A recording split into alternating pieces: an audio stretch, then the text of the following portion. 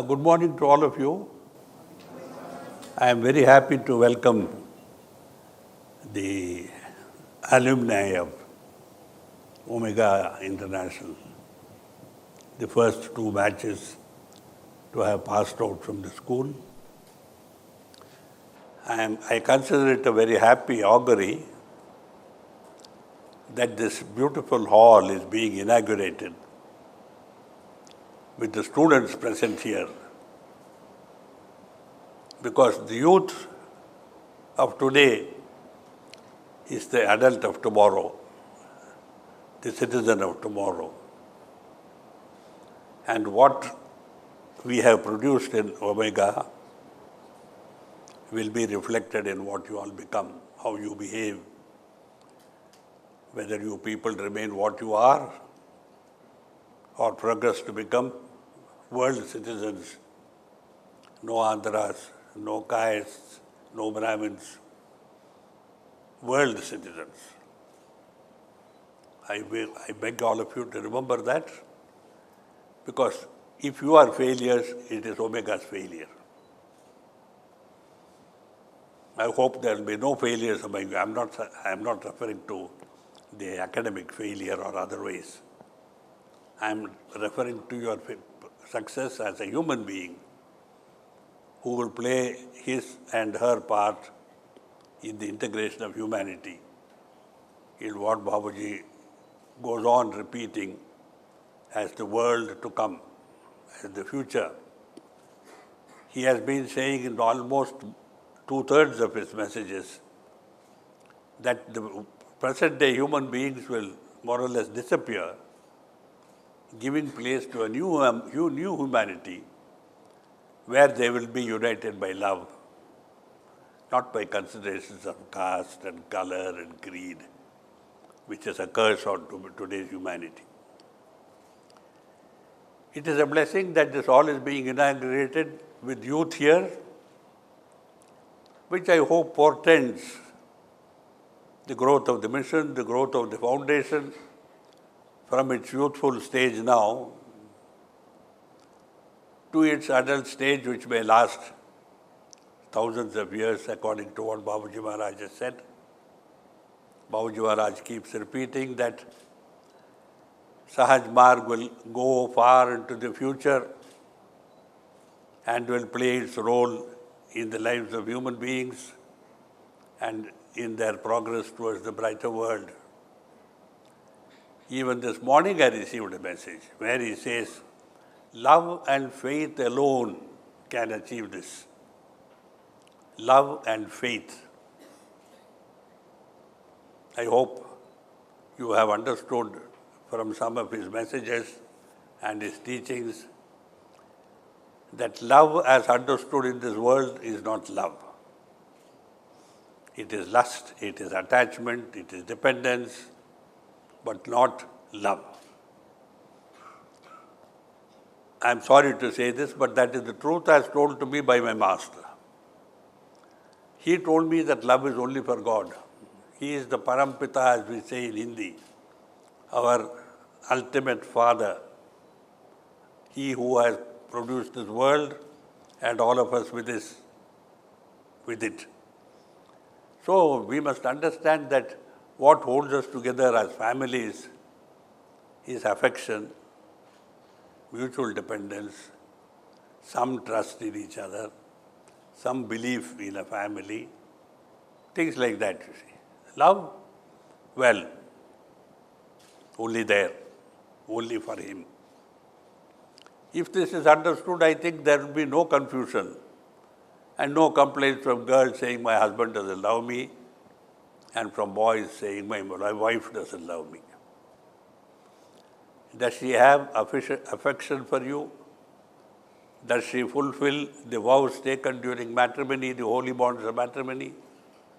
Does she look after the children as a mother should? It is not for nothing that mamta or mother love is praised above all, because it is one act of the human being where a woman is a creator. She creates the baby out of herself, the life out of herself. Men play a very flippant part in it. Perhaps the bees in the gardens are better. So men should be ashamed of the flippant part that they play in creating a family and bringing out of it, for which they take a lot of egoistic pride, egoistic credit, and so on and so forth. Girls must stick to this aspect of motherly love, that you are not a mere mother. In being a mother, you are a creator of life. You are a creator in the sense that whatever the God may give, it is through you. The future of humanity is in its women. And we require a lot of women, because everybody knows that if there is one man and 100 women, it's enough to populate the world. Whereas 100 men and 1 woman is no use at all. You see how disposable the poor man is. So stick to your guns, to your pride, to your virginity, These are things girls should value above all. Don't fall a prey to mere lusty fellows who come and look at your eyes deeply and say, I love you. Beware. Beware of the male. The male is a predator. I hate to say this, but it is so. And women fall too easily to the predator. You see it in the animal world. You see it everywhere. The predator, the male. I hope they have taught you something in the school about your moral values, about ethical values, about how to govern and conduct yourself through life, how not to seek happiness but to seek truth and love, to which we must now add faith, because without faith there is no truth. Without faith there can be no love. So when we talk of God, I must have faith in God. And that faith demands that I believe that He gives me everything that happens to me during my life, from birth to death, both of them included. He gives me life. He also ends this terrestrial life to take me to the higher life. And whatever happens to me in the interregnum is good. Is good for my growth, for my development, for the ultimate goal that I am seeking. We should not judge God by what we are here. Today I had a headache. What the hell is God doing? Forbidden.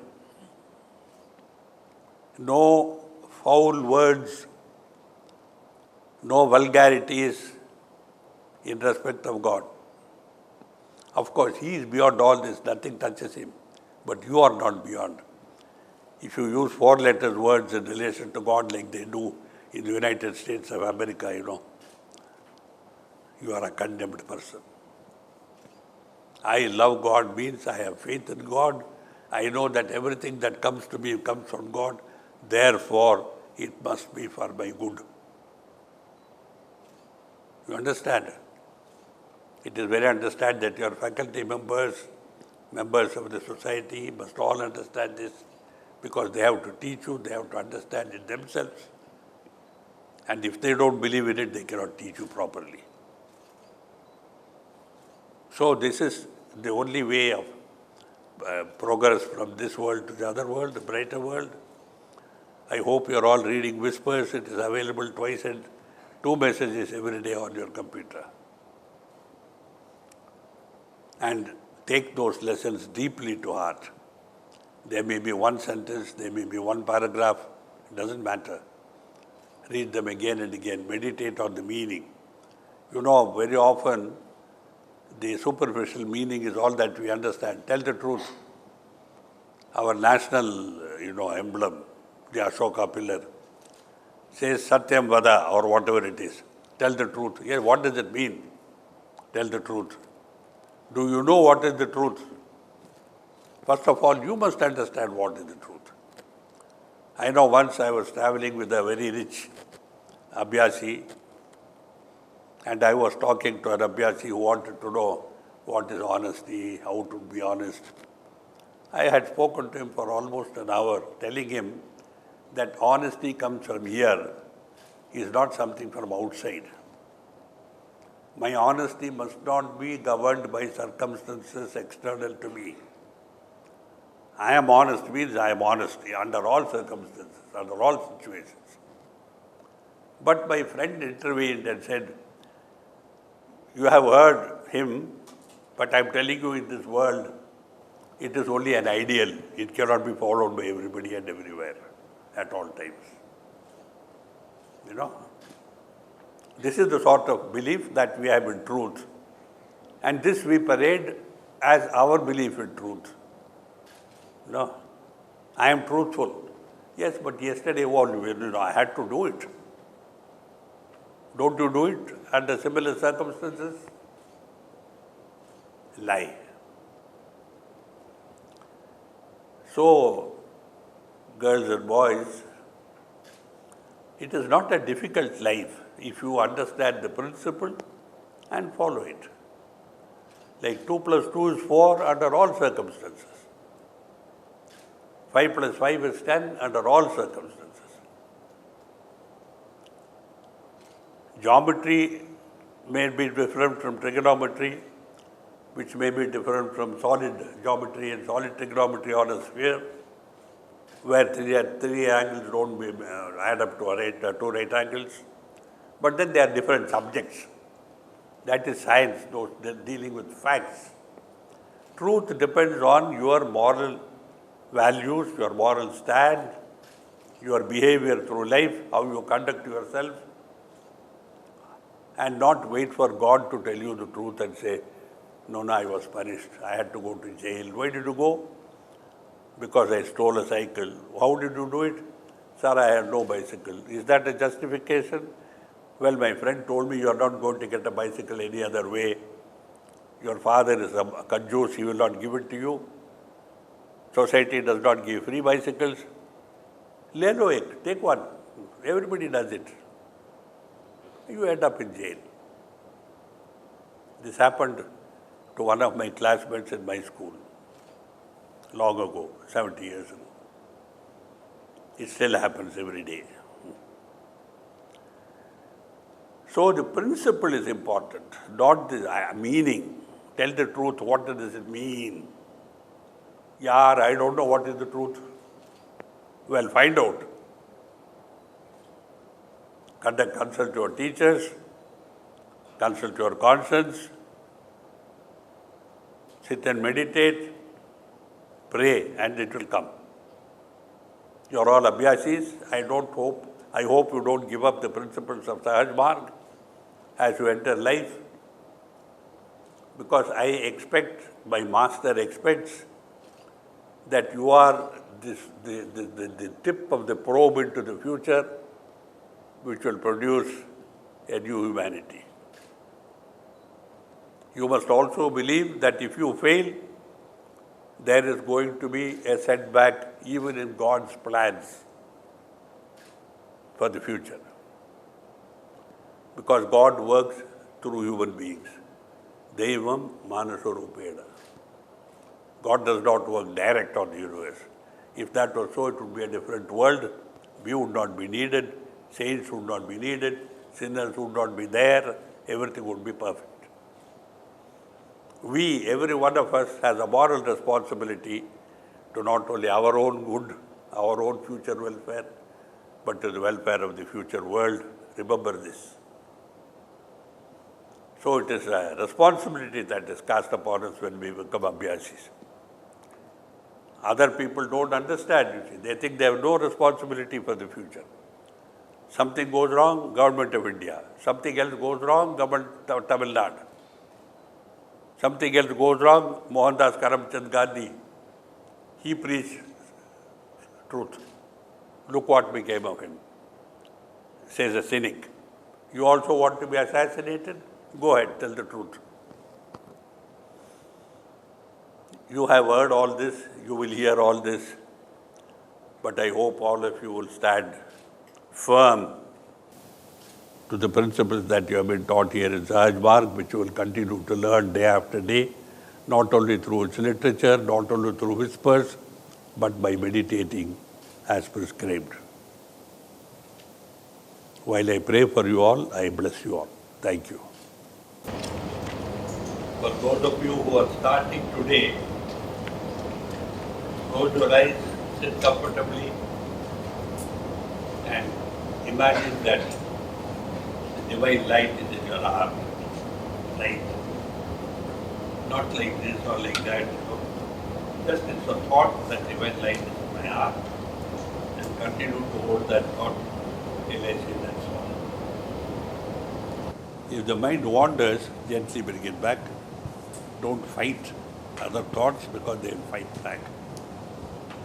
In your mind as it is today, there are only rebellious forces which force you to submission at most turns of life.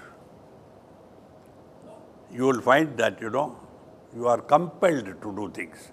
At least that's what you think. That's what you tell others. I was compelled. I had no choice. These are both lies to yourself and to others. There is no force in the world that can compel you to do anything unless you wish it. This is a very big truth because your mind partakes of the essence of the mind of God, first mind of God. And it is full of power such as no power has ever been given to human beings, anywhere, ever. Animals don't have it, machines don't have it, politicians don't have it, warmongers don't have it. We all have it. If you will but use your heart in guiding your mind, this is what is right. See, this thinks. This tells us what is right and what is wrong. Therefore, when you are in a dilemma, consult the heart. And don't say, no, my heart said. I hear this so often.